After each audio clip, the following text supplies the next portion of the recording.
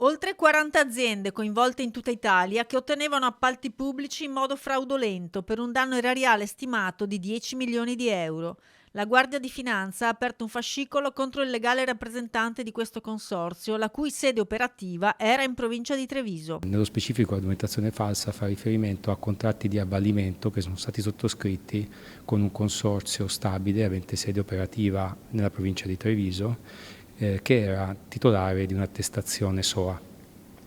Tale attestazione è necessaria per partecipare a lavori pubblici, a gare d'appalto per lavori pubblici del valore superiore a 150.000 euro. Un consorzio già colpito nel 2024 da un'interdittiva antimafia dalla prefettura di Bologna, dove si trova la sede legale, ma che nonostante questo continuava ad operare.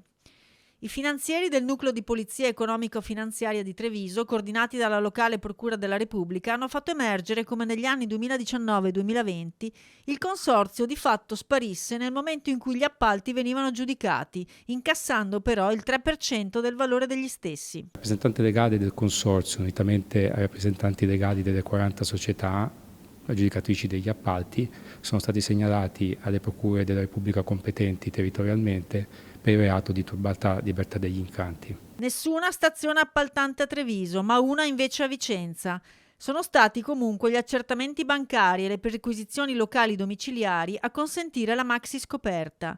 Il denaro, dopo aver transitato su conti di altre società riconducibili al rappresentante legale e del suo nucleo familiare, veniva ritrasferito a beneficio ed interesse di società di diritto rumeno collegate allo stesso. Per tale motivo il rappresentante legale del consorzio trevigiano è stato segnalato anche per il reato di autoriciclaggio. Il provento illecito acquisito dal consorzio stabile, che era pari circa al 3% del valore dell'intero appalto, è stato reimpiegato dal rappresentante legale in società estere allo stesso riconducibili. Pertanto il soggetto è stato segnalato all'autorità giudiziaria locale per il reato di autoriciclaggio. Nel complesso sono stati 98 i soggetti segnalati anche alla Corte dei Conti.